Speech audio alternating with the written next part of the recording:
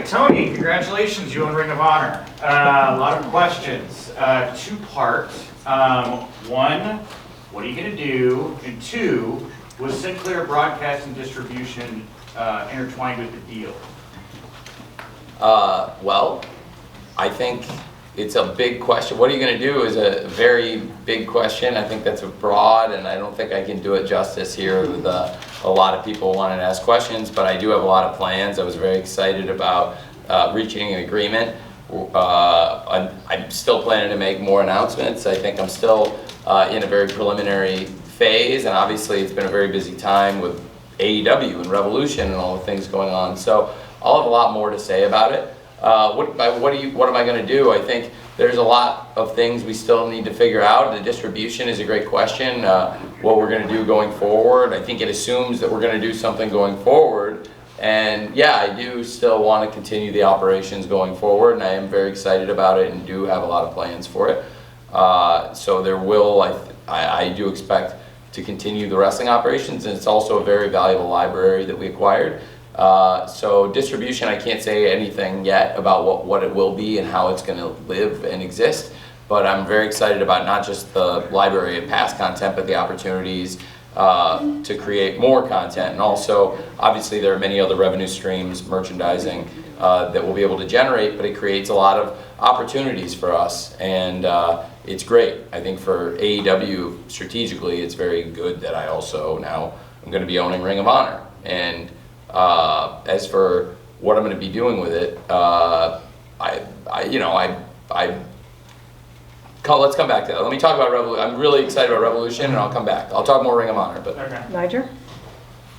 Well, my question was going to be Ring of Honor-ish, but it's okay. Well, do you want to come back to it? Let me talk some Revolution. I'm fired come back to up. it. Thanks. Okay, let's go. Who's got a Revolution Let's go with question? Scott Fishman then. Oh, thanks.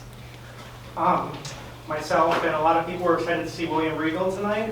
What can you tell us about how that deal came together, what it was like having him, and what his future with AEW is? Well, I was very surprised to see he had been released and he was going to be available. I have tons of respect for his mind, and I think he's going to be a very valuable person here in AEW. Obviously, I think people who followed his career closely know that he has a very long established connection with Bryan Danielson and was instrumental in shaping the pro wrestler that Bryan Danielson has become, who I think is not just, he is one of the greatest pro wrestlers today, and I think he's also one of the greatest pro wrestlers of all time. I really do. And I think Lord Regal had a big contribution to that. So I think when he was released, I was first of all very surprised, but also eager to bring him here. I think he can contribute on screen in a major way to both Bryan Danielson, and also he has a history with Jon Moxley. And I think some of the last matches we saw Lord Regal wrestle were against Jon Moxley, and they had a great rivalry also. So he's very familiar with both men. They both have a lot of respect for him, and I think we saw that after the violence and the way they bled together tonight, they've built a lot of mutual respect now with each other. So I think that's very exciting. And also behind the scenes, I'm really excited to have him here. I think Lord Regal can teach all of us, everyone here, a lot, and it's going to be great having him here. And I'm very excited, like I said, on screen and off screen. It came together very recently, and it fits very well, I think, with what we're doing here in AEW all around. Thanks for asking. Izzy and then Dave. Hi Tony, Izzy from the Hot Side of Busy. Congratulations on such a huge night. Now leading up to Revolution, we saw a music album come out to celebrate Black History Month. Last night, fans got to witness a concert featuring Josiah Williams, Mikey Ruckus, and many others. The music industry and pro wrestling kind of go hand in hand.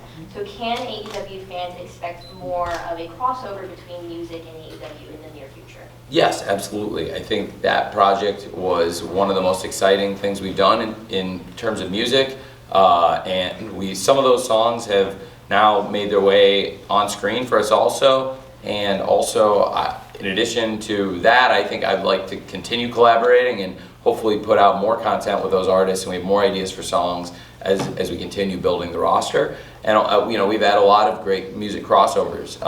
Something which might surprise a lot of people, Adam Cole's theme was the #1 rock theme oh, I'm sorry, the number one rock, excuse me, the number one rock song on iTunes at one point, and also the number one metal song a few times, like on and off, and is consistently charted. So we've done a lot of great things. I think Mikey Ruckus has done an awesome job, and all the people who contributed in the room, including the people in the room. Thanks, Will. Yes, me too. I was there. Right? Oh, thank you, Will. Thank you guys both. Thank you guys both. Sorry, Rich.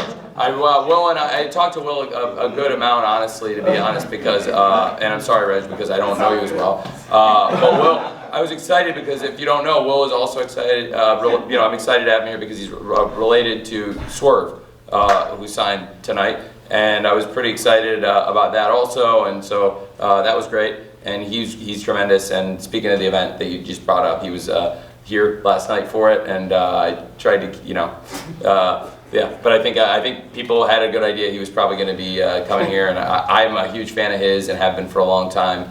And I know, Will, you speak to his greatness. But so anyway, I very excited about all the people that worked on that project, and also, like I said, I think there's a lot of opportunities, and we've gotten also collaborated with a lot of artists on like using licensed themes, and I think there's been some good ones, and like the Orange Cassidy theme is and obviously the Cult of Personality is huge for us. And Ruby Soho has a great theme, and also tonight we saw that one that Darby Allin's theme is a licensed theme even, which is a great theme. A bunch of really good ones, and Hook has a great one also. So thanks for asking. I think there's, in addition to licensing music, we ourselves can create more content for a diverse array of wrestlers and with a diverse array of artists. Thank you. Thank you. Dave? Hey Tony, thanks for everything tonight. Thanks, Dave. Great night. Thanks, Dave. Watching Punk get emotional just before, what are you feeling watching him fall back in love with pro wrestling again? It's the best. I was starting to see it before All Out, and I don't think I could be any happier with where we're at now. He's been here now for 3 pay-per-views. I think his matches have been tremendous, and the pay-per-views have been tremendous. I think this will be another great buy rate for us, and I expect the biggest revolution yet, quite possibly, and this to be another great event. And since he's been here, we have done our last 2 events are the 2 biggest pay-per-views we've ever done, so he's like really helped the business. But for me personally also, it's been really great for me because he got me so excited about that time going into All Out. It was really fun collaborating with him and building something special, and I'll never forget coming up with what became the first dance with him, and then finding out we actually were able to get it on a Friday, and I wasn't even planning to do that show live first, and then it was like, okay, we could do that, we could do a Friday live Rampage, and I had a lot of things planned for the first one with Kenny versus Christian and everything, and Britt versus Red Velvet in Pittsburgh, and a really huge show top to bottom, and I, on the second show, had some things I wanted to do, but never going into it did I think at first that's what we would be doing. So when that became available, we figured that out, and I'll never forget going to the TV and telling Darby, I just have one thing you got to say, and the look in his eye, I'll never forget when it was, this is where you got to be. If you think you're a great wrestler, this is where you got to be, even if you think you're the best in the world. And he was the only person I told, and then he smiled, and kind of knowing what might be in store, and then that set off a chain of events that has been so awesome. He is really special. You guys saw that here. I think everybody was here for that, and seeing where he's at now and where he was at, he was very happy when he came back. You could see it from the first dance, from All Out, and I think it's continued. Like he's hit home run after home run for us, so I'm very grateful that he's back, and it's been a real pleasure and a real treat for me, and what an amazing match the dog collar match was, on a great match on an amazing pay-per-view. Thank you. Last row, please. Will Washington, Rhapsody Yes. on Fightful.com. So on the topic of one Swerve Strickland, he made what some might call a high-profile debut tonight. Can you talk a little bit more about, without I guess getting into the creative plans, what you see for him as a performer in the future? Well, I think I have a lot of ideas coming out of the pay-per-view. You always have to look, and we'll look at where the injury toll is, and I'm going to check where the body. There was a lot very hard-hitting pay-per-view, so I don't want to speak for anybody till I get their medical status. But there's a lot of great opponents in AEW for them, and a lot of them went through crazy matches tonight. We'll see who's available on the roster, but I know that there's big matches and dream matches involving Swerve, and I'm very excited that he made his first appearance in AEW tonight at Revolution. I thought that I wanted to have it. In addition to Lord Regal coming after the Danielson-Moxley match, I wanted to debut a star who I think would be great for us for the future, and that's Swerve. And I was, again, somebody else who I was very surprised would be released because he had done very well, I think, in the matches and out the segments I'd seen, and he was somebody I really liked, and so I was looking to snap him up, and I thought Revolution, such a great such a great night of great matches, would be a great stage for him to come out, and I think it was a very high-profile debut, and again, he's a great wrestler who now we have that many more dream matches here in AEW. Thanks. Right next to Will. Righteous Reg, Pro Wrestling Hey, Reg. Illustrated, Wrestling Podcast also. Kind of along the same lines, Swerve Scott was signed today. Recently, Keith Lee, AQA. Swerve Strickland. Sir Strickland, And then sorry. Keith Lee, AQA. Yes. Keith Lee and AQA, kind of a part of me. I created Black Wrestling's list, 500 Black Wrestlers. I'm interested in Black wrestlers. There was a controversial tweet by yourself very recently concerning a released wrestler. How do you feel like you have bounced back and kind of aided in there being more Black representation on AEW? Well, that was always my goal, and I think that was the point I was, it's been a long time, but that's a point I've been, eager to make, is that I've always cared about that representation, but as you've seen in recent months, there's also contracts starting to expire. I can't renew everybody, and in the time that's passed since then, I think people have seen I'm serious, that I'm going to start signing more people, and the people you've all named have debuted here. Keith Lee, AQA, and now Swerve Strickland, and many other debuts in that time that have been great debuts.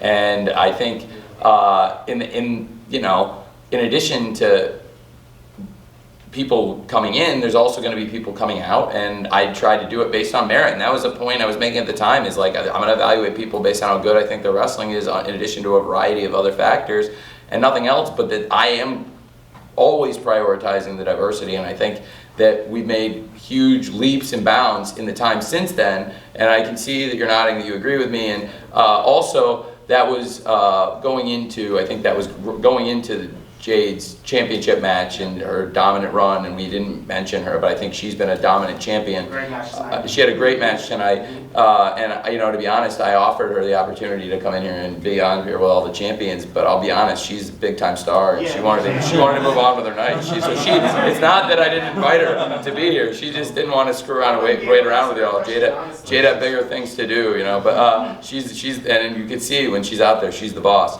So I think I'm very excited about what we're doing, and she's a great wrestler, by the way, and I have to say that since I brought her up, and she's not in the scrum to talk about it, and he's not in here to talk about it, she's really she's worked with, speaking of representation, Sanjay Dutt, who has done a great job with her, and that's not who you thought I was going to say, because there's been more headlines for the other person, but Sanjay Dutt also represents, I think, great representation in pro wrestling. When I was growing up, there was nobody who looked like me that was on TV, that was pushed, and that had any gimmick that wasn't really offensive and that particularly really could go. And Sanjay Dutt I didn't really look up to growing up because we're literally the same age. We were born the same year. And when I was in college, it was a guy, there was finally oh man, this is a guy who looks like me and who can really go. And it's great working with him and having him here. And he's been really great for Jade. He's a great thinker. In general, he's a great person.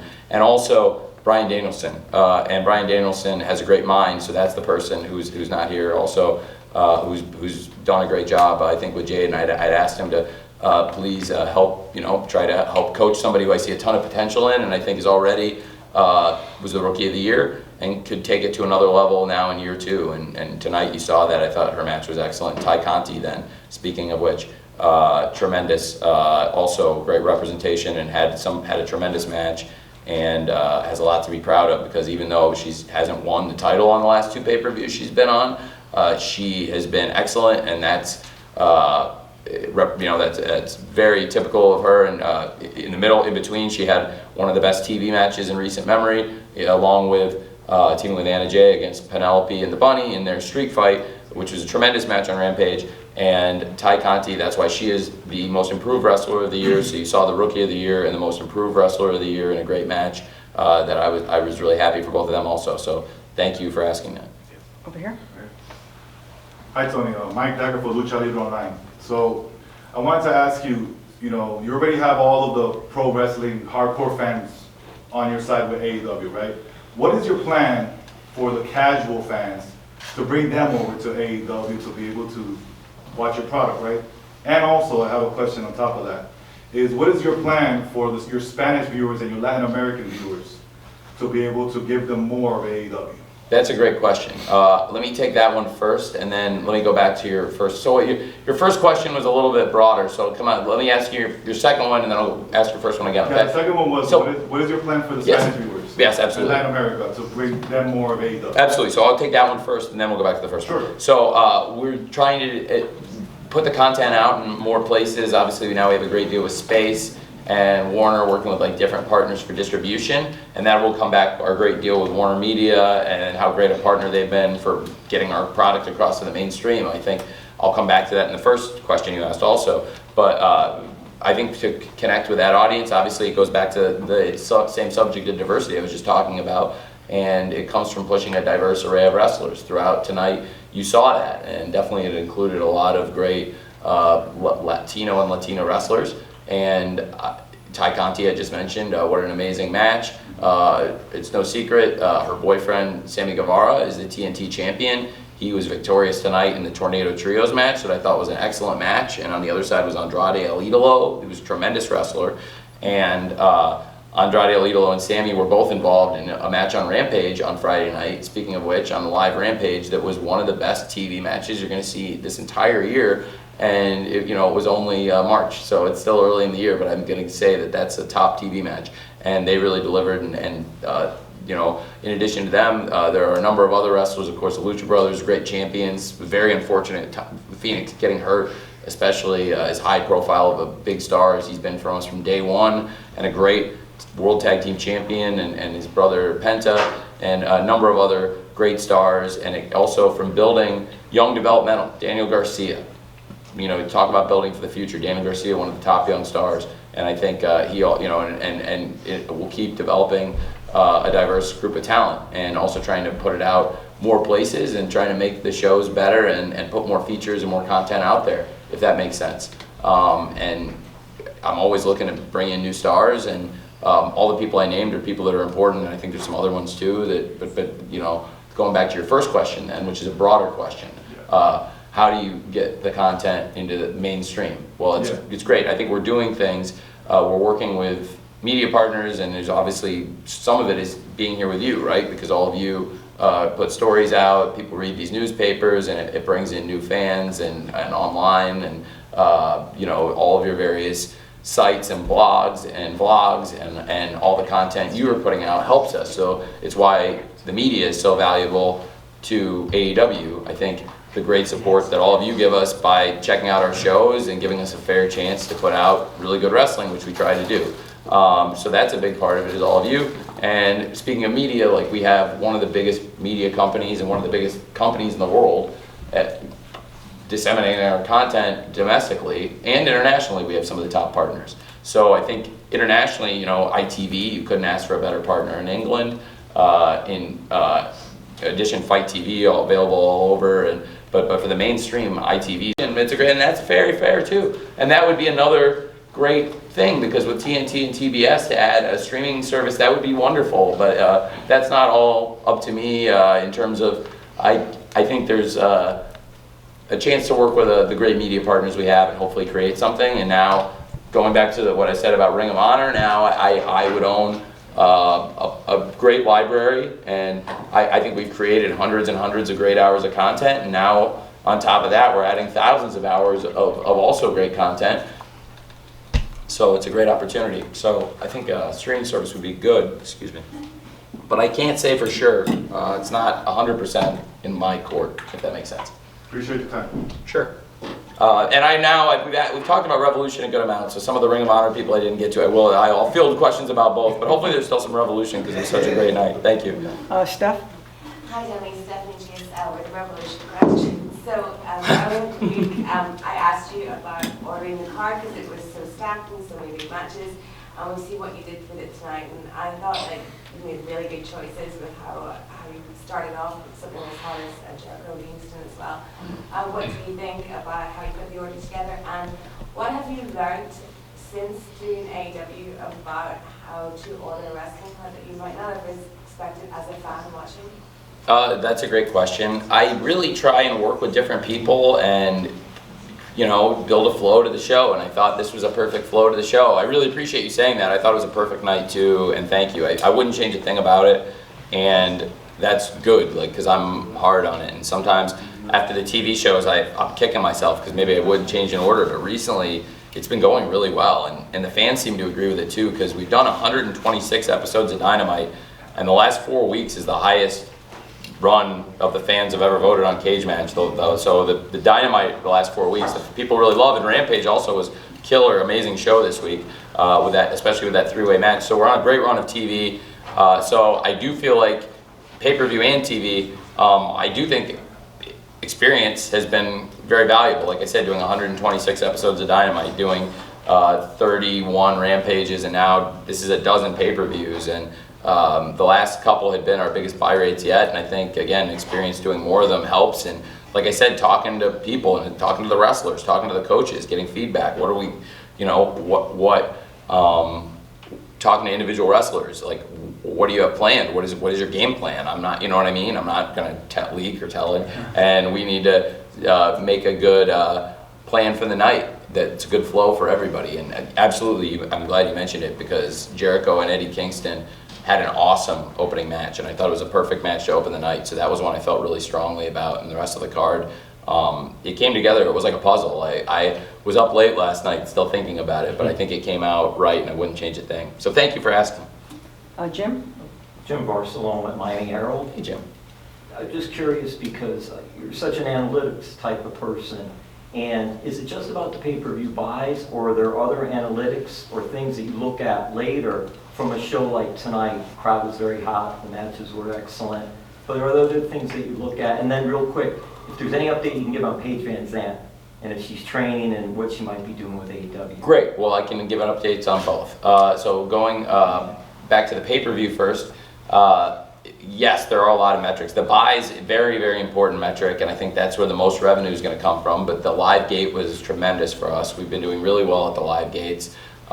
We have a sold-out crowd tonight, and this weekend was very successful for us because this was a very economical thing, and it's also great to make connections, build fans for the future by being on a college campus this week. And we had great support from the college, and obviously great support from the students here. And I think in addition to that, in the gate and the merchandise and all the opportunities to build fans for the future, which, like you said, the crowd was hot. It was great. They were great from the first match, Eddie and Jericho, down to the last match, Cole and Paige, and everything in between. I mean, it was a really great night here. And they went crazy when they saw Lord Regal. They were great for Swerve, and they were awesome in all the matches. And so I thought that was something that, we've really got a great city here, and these are hardcore wrestling fans down in Orlando. Honestly, like it's built a hardcore base, and it's awesome. And people came from all over the world to see this show, which was excellent. So there are a lot of metrics that are important, and it's also great to have an awesome show. In addition to the buys, you want to have an awesome show because that's going to build more interest in the future shows, like Double or Nothing, our next pay-per-view in Las Vegas, Memorial Day weekend in May, and we've already sold. Look at the amount of we sold. I think sold out. Just shy of selling. It was pretty close, but 11,000 tickets. Hey, there's a couple tickets left, ladies and gentlemen. And we've already sold over $1 million in tickets, and you can get yours, and then we'll be even further over. But it's the first time we've ever hit $1 million, and that's a pretty special thing for us. This is Raphael, and most of you guys might know him. A lot of you guys from Wrestling Twitter, a lot of you guys are on there. I think you might know him. And he's a very important person for us, and he was very instrumental. He and I worked together for a long time to get the Arthur Ashe Grand Slam thing put together, and it was a great success for us. And I think we came and we realized just shy of $1 million on that one. We did 960, so we've set our sights on it for this one, and that's a great metric for us also. Here we did the long weekend and with the Rampage of Fan Fest and the pay-per-view, very successful. And then you asked about Paige Van Zandt. We'll see. Dan Lambert, she did agree to come to the pay-per-view and sit with Dan Lambert and Scorpio Sky, and we have an agreement now that Scorpio Sky would wrestle Sammy Guevara for the TNT title, and the winner of that match is going to go on to the St. Patrick's Day Slam. But it's been, as of this Wednesday, 364 days undefeated for Scorpio Sky. As of when he gets the shot, Sammy is going to give him the shot. We all agreed, and so I'm not gonna say anything, confirm anything with Paige Van Zandt until we sign it, because I don't want to take Dan at his word, because I think everyone knows Dan Lambert is very shady guy, right? But no, I seriously am excited. She has been training, and she's been with us here at AEW before. I think she's got a really great natural charisma, and I think, if I give Sky the chance, which I think he's completely earned, and it's been, like I said, almost a year since he's been beat. And we'll see. It's the title versus the streak, and in exchange for making that happen, I think Paige is going to be coming here. So it'll be a tense handoff between me and Dan, but I think we're going to get it done. Go ahead, Spencer. Leave it, Spencer, and then we'll. Okay. Yes. Tony, thanks. It's Spencer Valdez, NSM Today with UCF. And thank you so much for bringing AEW back to UCF for a great weekend. When last I reported on AEW, when Dynamite came through in October, I could only find one person who was associated with UCF other than myself and a colleague, and they were an alumnus. Can you talk about ways in which the working relationship between AEW and UCF could be strengthened on the next few go-arounds so that more students in the population can intermingle with AEW fans? And we're good. That's great, thanks. That's a great question. I think, we can do more. I think, Raphael, when we're here more, that's great. You'll get your contact info, and I think we can do more to connect with the students, absolutely. The next time we come through, I think we will do that. I mean, I know the wrestlers have been out and about on campus and had a good time, so they connected with the students, I know. So I have, so they were happy I booked this. I will make sure that we do a better job of that, because that you're saying that, then clearly it's something I should focus on, because it is important when we go. We book a lot of colleges. We book a lot of college buildings, a lot of college basketball buildings in particular, and that's always something we can do a lot more of. So it's a very good point, because I do want to make those connections, and that's again why doing all this media, you being here and wherever we go, having good media connections locally and nationally and internationally is very important. So we'll do that. Can our mascot have a shot at a run-in? A run-in? Well, it depends. Maybe at one of the. That's a good idea for the Universal Dark shows where I experiment more, and so maybe I could pull that off. I've been to this campus before for football purposes, pro days and stuff like that. It's a great campus, so it's great to be back. Thank you. Thank you. For sure. Good morning, Jamal Burrell, Big Old Milk Media. I have a question. Ricky Starks took a really nasty bump to end the match tonight. Given his previous neck injuries, can you provide an update for him? And also, will AEW ever publish like a pub list, physically unable to perform, in order to let fans know that maybe their favorite stars won't be on TV for any reason? That doesn't necessarily mean medical, but for any reason on a particular night. There's times where we do disclose like people being out, and it's a good question, maybe like keeping a list of them, all the ones that are publicly disclosed. I think sometimes people don't want their injuries out there, and there's no real reason I have, you know what I mean? If they don't want me to say it, then I don't necessarily always need to, unless there's a story reason why we need to explain their absence or that they're injured. So it depends on the context, but it's a good idea, maybe the ones that are publicly available information already that we've acknowledged. But the more important thing, much more important thing you asked about is Ricky, and yes, he's okay, and his neck's okay, and it was a very scary moment in a big match, but he's going to be okay, and that's he's been awesome and tremendous for us, and everyone in that match did great, and I was really happy for the fact that he was okay. So thank you for bringing that up. It was not pleasant, wouldn't ask him to go out and wrestle right now, go wrestle 60 minutes or anything, but he's gonna be okay. Thanks for asking. We're gonna do the whole first row here, guys, so. Awesome. I'll get you all, and then I know I still kind of owe you guys a little bit on Ring of Honor, but I just was so excited about the pay-per-view and wanted to kind of, before I get so deep into all that. Oh, no problem. Nigeria, Big O Built Media. So from the Washington, D.C., Baltimore area, ROH dying was pretty bittersweet for our area. You know, that was our home promotion. It's a big deal, a lot of history there. You purchasing it now leaves the question as to, do you have plans? And I know you are coming back to Baltimore, I believe May, I believe it is? May 4th. May 4th, right. But is there other future plans to kind of service that area, and or in terms of ROH, where are you going to base home base location? It's a great question, and I'm still developing plans for what we're going to do, but Baltimore has been a great home for ROH, and I think they've run a number of events, and they've utilized like UMBC, right? Yes. And we've done a number of shows in Baltimore, including the original Full Gear, which was an amazing show for us.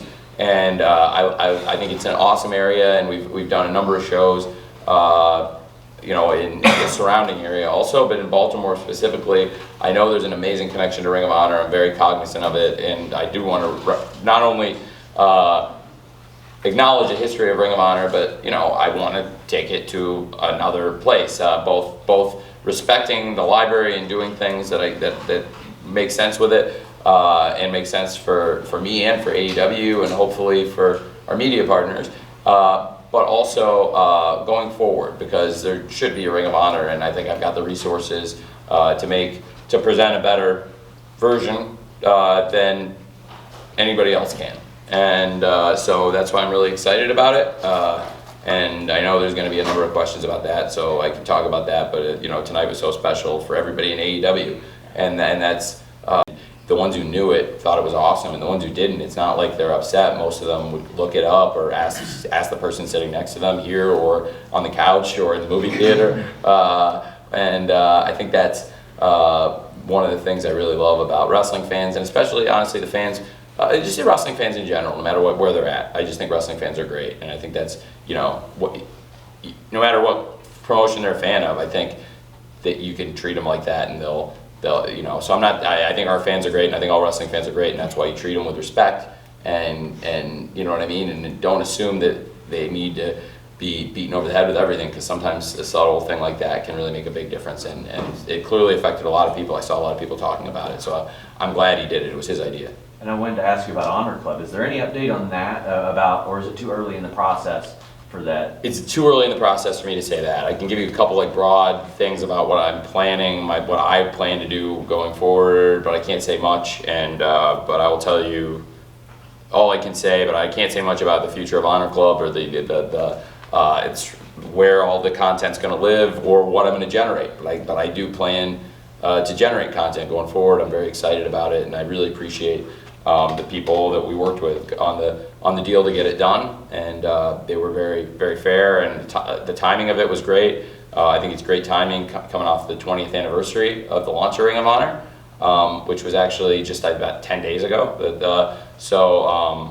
It's very special, and that's why I was really pleased to be able to present last week Bryan Danielson versus Christopher Daniels, which is a match 20 years in the making in that kind of setting, a match it all began with them being involved in a match, and it was great to have them competing to see which one of them would come up with a win, since neither one of them got that win on the Era of Honor Begins.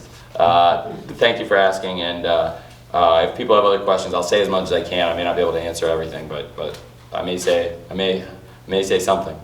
Okay, John, go ahead. Tony, the Tornado Trios tag kind of slid under the radar on a pretty stacked card, and it got a great reaction. Well, you know what I think? I think the fans sometimes, and it's great, I understand it. I think fans really want to see there's stuff they really want to see, and I hear them. I had planned to do the three-way, and I think fans really wanted to see a match that turned out to be, there's a reason, the fans are really smart, and I think the fans thought, hey, if Sammy were to defend the title against both Darby, he had a great match with Darby, he had a great match with Andrade. If he defended against them both, it would probably make sense with everything that's happening, based on everything we saw, and that would be an awesome match. And I think that hit everyone's minds, and people, does that make sense? but it was always planning to do the three-way. And tonight, I think you saw why I felt so strongly the Tornado Trio. It would be great to do the three-way on Rampage and have a great go-home show, especially a lot of you, I think, were there, and it looks like people are nodding, and I thought they tore the house down, personally. I thought it was awesome.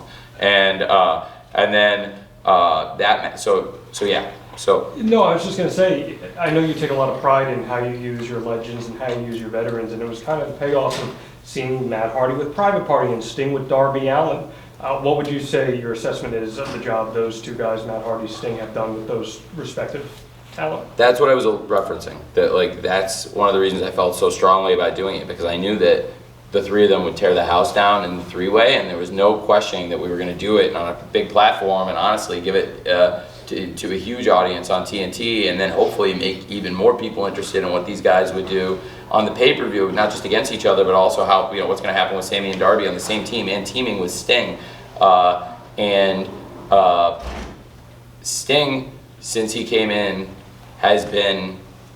he's just gone above and beyond. I don't think, I know none of you expected him to do as much as he's done, and I was there because I was there, and I didn't expect it either, and he didn't either.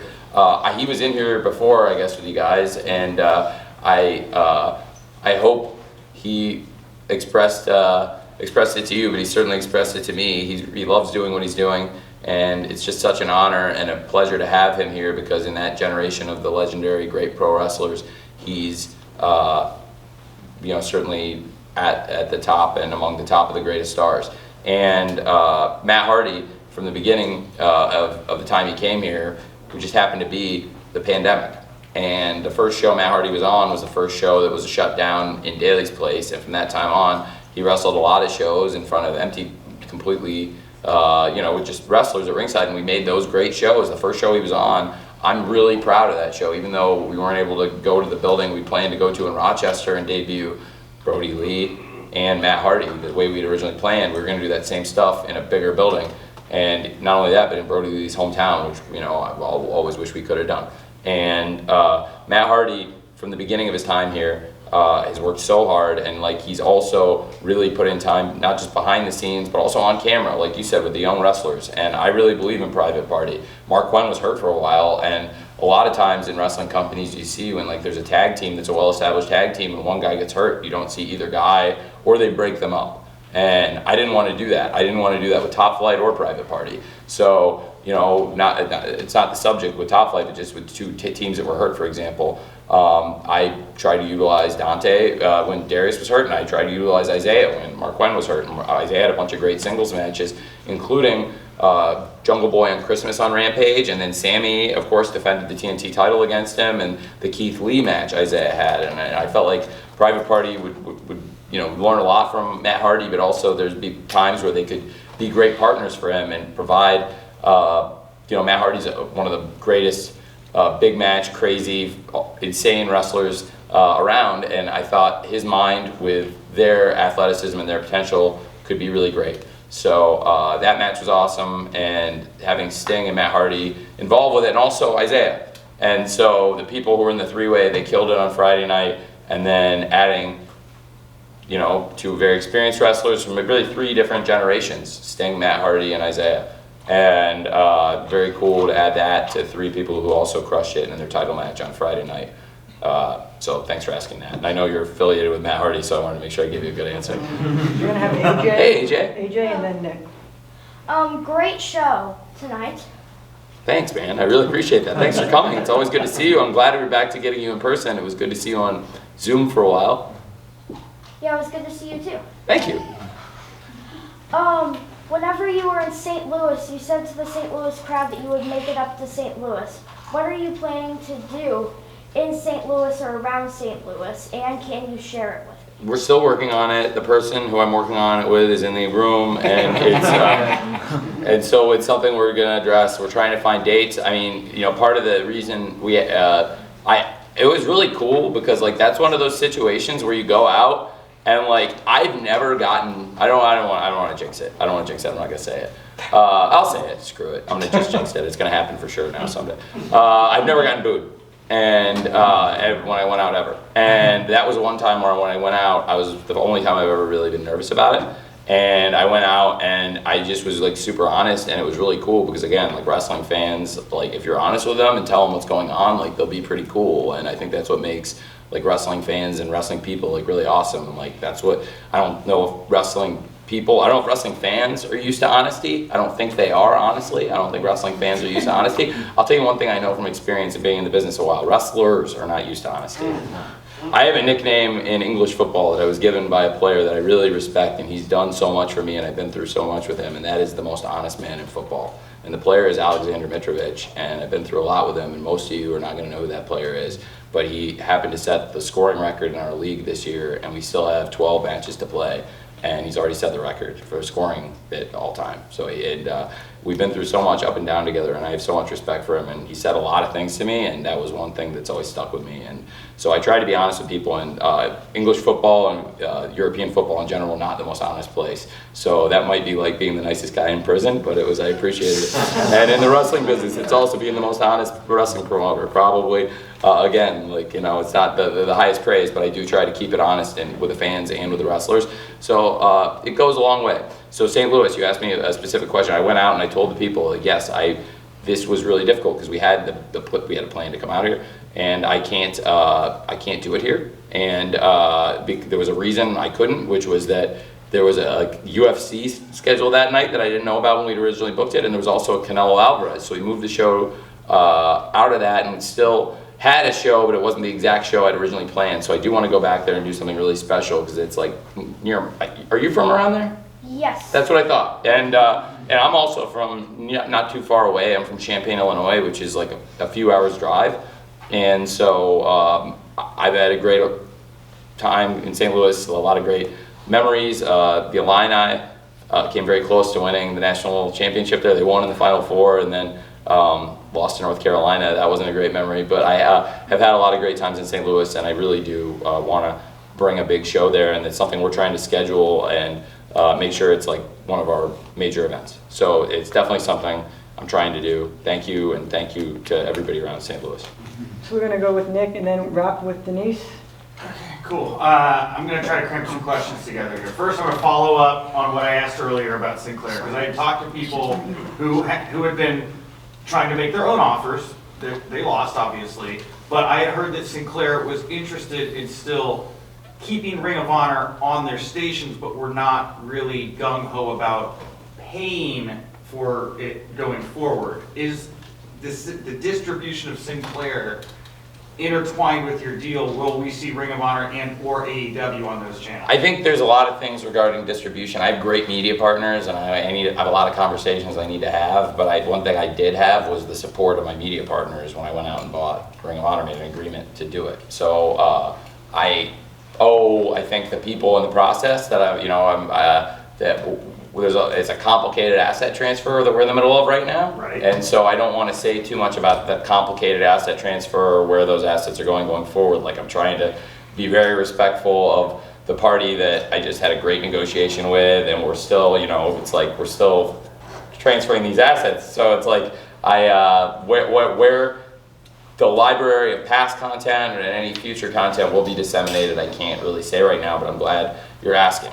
So Okay. What else do you want to ask me? All right, the other one is, everybody got in a kerfuffle this week. Chavo got upset that he was off the AEW roster.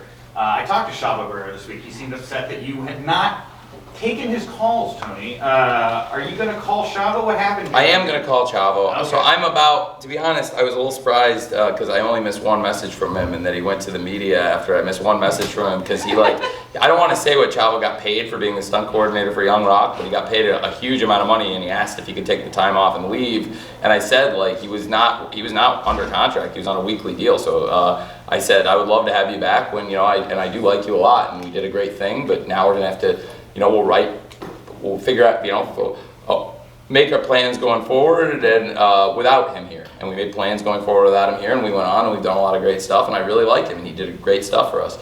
And I definitely owe him a phone call, but I was a little surprised to hear that because I do like him a lot, and Chavo could walk in here right now, and I'm very pleasant with him. But when I saw that, I was like, it's kind of a busy week because we have a show every day. Wednesday we did Dynamite and Elevation, both, and then we shot Dark in Orlando, and then we shot Rampage live and maybe, to be fair, when Chavo was here, a lot of this has all just been crammed on Wednesday, so maybe you didn't know I had such a busy week. But he did just like reach out this week, and I just haven't gotten back to him yet. So, yeah, it's I will talk to Chavo. It's fair enough.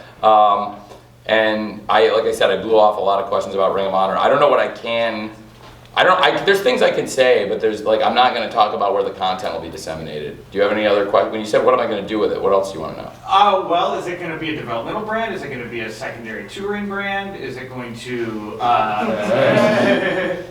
look, if Manny will give me 20 minutes with you this week, I got a whole laundry. Well, it's great. I could talk about it a lot, and I think there's a lot of, what's really cool about Ring of Honor and this group of people is there's like such an interest in the hardcore wrestling fan, like the real connoisseur, which is a pretty cool thing because the AEW fan base, there are a lot of casual fans. You asked, I had a question earlier about growing the casual fan base. Ring of Honor, in the past, Ring of Honor has been more so a hardcore fan base, frankly. Ring of Honor never had the kind of distribution that we've been so fortunate to get with TNT and TBS, which has really set us apart from every other wrestling company that's come along since WCW went under as far as being a viable competitor in the space. I'm not going to say where what I'm going to do with it in terms of the roster going forward, but there's a lot of opportunities. There's a lot of great wrestlers out there, young wrestlers, and there's a lot of great wrestlers under contract here and not under contract here. And Ring of Honor has an amazing history, and I do plan to respect it, and I do want to keep it alive. And I think that's one of the reasons, they were excited to work with me, not to put words in their mouth, because I think, again, we're still, finishing this thing up, but they've been so great to work with. And, Joe Koff and all the people at Sinclair, they talked about how respecting the legacy was important to them, and I think that's why they were so happy to see it end this way. One thing I'll tell you that I do plan to do, because I think I've been asked that a lot, and you ask me what I'm going to do with it, I'm going to be the booker. And there's a reason for that. Because I will be bringing in young wrestlers, and they have a lot of young wrestlers. And I think we're very successful here. We're doing very well here. And I plan to continue doing very well with it, and bringing in wrestlers that could work in Ring of Honor or AEW potentially. And I think you've seen that for continuity's sake, like when you bring people in other wrestling companies that have had, say, multiple promotions under one corporate structure, one person, I don't think it's conducive to have people coming into an environment, say somebody were to come here and from there, and the whole thing that's been going on with them, I might not be behind it. You know what I mean? And so I think, it's Revolution, and I want to talk about like Revolution and also Ring of Honor. It's a big week with that happening, and I want to respect again the process that's happening right now, because it's a complicated transfer and we're finishing up everything. But again, like to be honest, that's one of the reasons that I think. Okay, I'm holding, so. Okay, here's what I want to say. Here's what I want to say. It's a room full of wrestling fans, right? Yes. What NXT do you guys think is better, the original or 2.0? Original, obviously. Okay. Now, which one do you think is more conducive with Vince McMahon's vision of pro wrestling? The second one. Okay. Yeah. Now, for better or for worse, if they're not going to change what they're doing with the main stuff, isn't that maybe there's a reason that it's maybe a more efficient process to do that? Because at least then you're calling up people you know what they're doing, and like it's not like you're calling up people you don't believe in to do nothing. So like, does that make sense? Yeah, so. Okay, so then you guys answered my question. It was pretty cool. I didn't get unanimous feedback. So then in the comments, please let the record state that everyone in the room answered the question. I didn't say anything. So. Tony, we have a last question with Denise over Okay, I mean, if there's anybody, did anybody fly here or come here? Denise, I'm going to do yours, and if anybody else, I will do another one if I miss anyone. Thanks, Denise. Okay, so yeah, Denise Salcedo, Instinct Culture. So I want to ask you in regards to Ring of Honor. I know you just mentioned that you're going to be booking this, but I know you already have a very busy schedule. So my question is, are you going to be bringing in anybody else to kind of help carry, some of those responsibilities? Well, we have a lot of great people here in AEW, and I work with a lot of great people, so there's a lot of great minds. We've continued tonight, obviously, you saw Lord Regal's here. Ace Steele has been working in AEW. He's been really helping out and has been a great coach. And like I mentioned, Sanjay Dutt has come in recently. So the coaching roster has gotten stronger in AEW, and I'm never afraid to utilize active wrestlers. Like a Bryan Danielson is a great example of somebody who, in addition to worrying about all of his own stuff, is really closely watching the young wrestlers, as he's made very clear in his promos, talking about people like Daniel Garcia and Wheeler Yuta. I mean, I was talking to him about his match with Mox, and he mentioned he watched a 60-minute independent match between, I think a lot of you have seen it, right? Between Garcia and Yuta, I think everyone's, and the fact that he's such a student of wrestling, and not just a student of wrestling, but is also one of the greatest wrestlers of all time, and also is actively one of the best wrestlers today. It's very compelling, and I think he has a lot to offer. So we have a lot of great minds here, and we also have a lot of great minds here that have a connection with Ring of Honor. So there's a lot to think about there. But so yeah, I will be doing that, but I will continue working with people, soliciting ideas, and trying to keep things organized, and building 2 great rosters of wrestlers. Hey, okay, so this is you. I'll do a few more, because if there's anybody I did get you, Reg, but I'll do one more. And then if there's anybody I didn't get to, I'll do a question from them. So Reg, what's up? Well, you can ask me. Hold on. You are about Wait for the mic there, Reg. Oh. Levis got it. Okay. With the blue pants, ma'am. Yes. As a West Coast wrestling fan, you guys are about to have a string of shows in Las Vegas and California. What are your plans for California? Because we've been waiting for a long time for you. Well, it's going to be a huge loop. Dynamite will be coming off Double or Nothing. Like I said, it's the first $1 million gate in the history of the company, and we will crown both a women's and a men's Owen Hart Cup winner, and we'll have huge title matches, and it will be an event much like, an event commensurate with what you've come to expect from Double or Nothing, which is a marquee wrestling event. I think Revolution's a great premium brand in wrestling, and also Double or Nothing's a great brand, so I'm very much looking forward to that. A lot of exciting things in our future, and coming off that, the very first time anybody will see AEW will be at the Forum, which is such a historic building. A lot of, I think on our sister media partner, the show about the Showtime Lakers premiered. I am a big student of their history and the Showtime Lakers, and Magic Johnson and his stat line in Game 6 of the 1980 Finals against Philadelphia. I think he had 42 points and 15 rebounds and 7 assists, starting at center as a rookie, and was the Finals MVP as a rookie.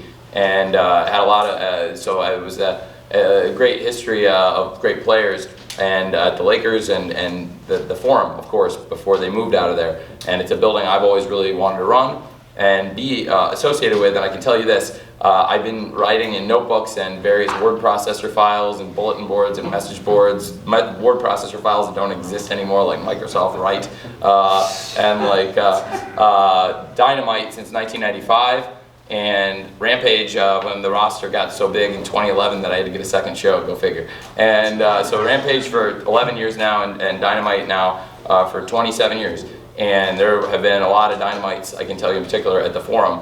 And I think the capacity was 17,505, which is is that right? 17,505, that's a famous number. And well anyway, it's a big deal, and so that's a huge thing, and I'm honestly very excited about it, because I have lived a lot of places, and I'm very fortunate, being a person who's been born on third base, to live a lot of different places. And so in addition to where I grew up in Champaign, Illinois, and have lived a lot of my life in Jacksonville, Florida, and spent a lot of time living in London, and really because of AEW now, 52 weeks a year I go on the road to different places. Spent a lot of my life in Chicago, which is not far from Champaign, but a lot of my life I spent years in Los Angeles. And it was because of that life I had out there, which seems like a whole different thing. But I've seen, a lot of crazy stuff out there, and lived a great life. And it was because of connections in media I was able to make out there that I was able to make AEW a reality and put the show on TNT and TBS, because our personal connections in Los Angeles, just being at a party and making friends with people. And so that paid off, and getting a wrestling fan in that scene paid off for everybody, right? Yep. And so I want to continue paying it forward for everybody. And Los Angeles is a really special place to me. I went to eat at Craig's recently, which is a place I've eaten 100 times, and they had the paparazzi outside. And I went back Super Bowl weekend, and I'd probably eaten in Craig's 100 times, and it was the first time I've ever gotten mobbed going in by the paparazzi, so that was pretty cool. And that's all because of AEW. And so LA was just there for the Super Bowl. It was, you know, a great city for sports and a great city for pro wrestling with a great history of pro wrestling.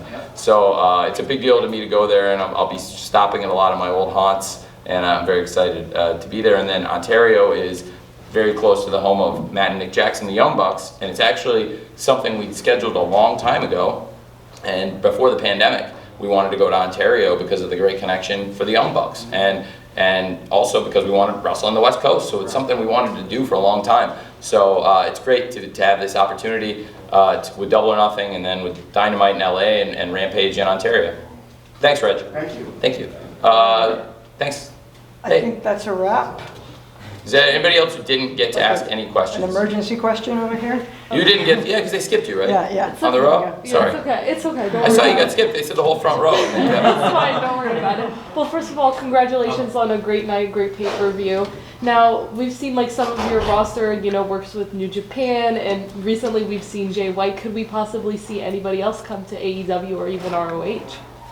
I don't know. I'm not going to speculate about ROH yet, what we could do there, because I think there's still a lot of, we have a very exciting amount of possibilities in the transaction. We've just kind of made an agreement, and so that's very fresh. So I probably said almost everything I can say about Ring of Honor, but I will say in AEW, yes, definitely. We've got a great relationship with them, and I'm really excited about it. And I think we can work together outside the ring, but then in the ring we can also hook them up and have great matches. And we've had great wrestlers already, some of the legends and great stars of today come over from New Japan, some of the top stars, but I think there's more great stars. They have an awesome roster, and working with Ghetto and Rocky Romero in their office has been a great pleasure, and the people in the business office. So we are still collaborating on things, and yes, you will definitely see more of the great wrestlers. And some of the ones you may have seen already, I mean, God, it's been great. We've had Suzuki and Ishii and Kojima and Nagata and so many legends from New Japan already. And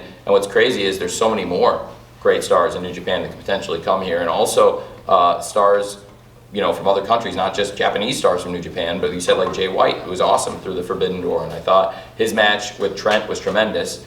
Trent is a wrestler, by the way, who I had watched extensively in New Japan, who had a lot of great matches there, teaming with Rocky, and he's somebody I always want to, I get behind him. Whenever he's able to wrestle, I get behind Trent, I really do. I think you can see that. And he got hurt again in the Battle Royal, and not terribly bad, but it's like, I really love him and want to get him going, and so hopefully he'll be going again soon. It's not a bad injury, it's nothing bad, but it was actually, if you watch it back, it was on the elimination.